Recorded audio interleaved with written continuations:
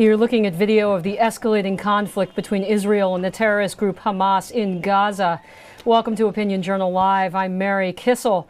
Joining me now to discuss the contours of this conflict is Global View columnist Bret Stephens. Bret, welcome to the show. Bret, you've talked with Prime Minister Netanyahu regularly over the years. What do those conversations, how do those conversations inform your view of what's going on right now? Well, you know, it's interesting, Mary. Just about 4 years ago, in January 2009, I interviewed Mr. Netanyahu. He was on the eve of returning to office on the day that the ceasefire, the last ceasefire, was announced between Israel and Hamas over their conflict in the Gaza Strip at the very beginning of 2009. And I said to him, you know, are you satisfied with this ceasefire? And he was unequivocal. He said, look, any deal that leaves Hamas in power, that allows them to continue to supply themselves through their border with Egypt with more munitions, more rockets, is just going to lead to a repetition of the same thing. And in fact, those words were prophetic.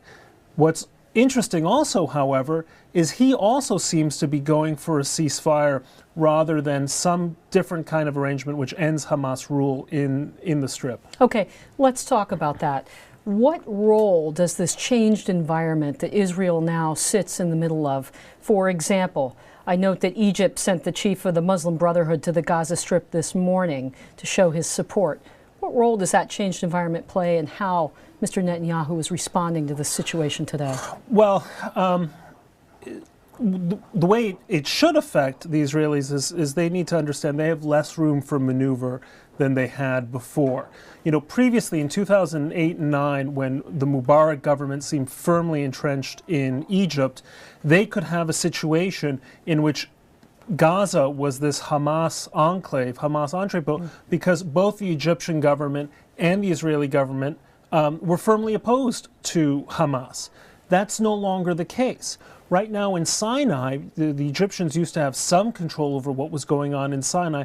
There's less and less control. There's more terrorist activity coming across the border into Israel. So that should be telling the Israeli government they cannot afford to have Gaza remaining under Hamas's rule. What I think the Israeli government is trying to do is very carefully calibrate its position towards the Morsi government, the Muslim Brotherhood government in Egypt, for fear of a definitive break between Israel and Egypt, which I fear is coming one way or another. So does this mean that we are or are not looking at some sort of ground war erupting here soon? That's very hard to say, you know, and I think you could, look, there are feverish efforts to achieve a ceasefire.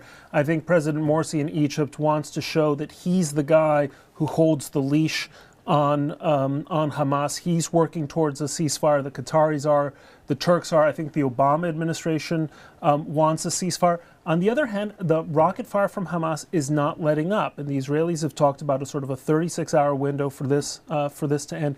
If that doesn't end, they will be hard pressed not to go in with ground forces. That being said, a ground invasion of Gaza doesn't mean going into cities. It can be done strategically and relatively bloodlessly. We've got about a minute left, Bret. Let's look at what President Obama said. His first comments on the situation came yesterday, and I quote, "There's no country on earth that would tolerate missiles raining down on its citizens from outside its borders. We are fully supportive of Israel's right to defend itself." How far does that support go, That's Bret? a great statement. I think the president deserves credit for making that statement. It's absolutely right. The problem is that on the one hand, you say Israel has the right to defend itself.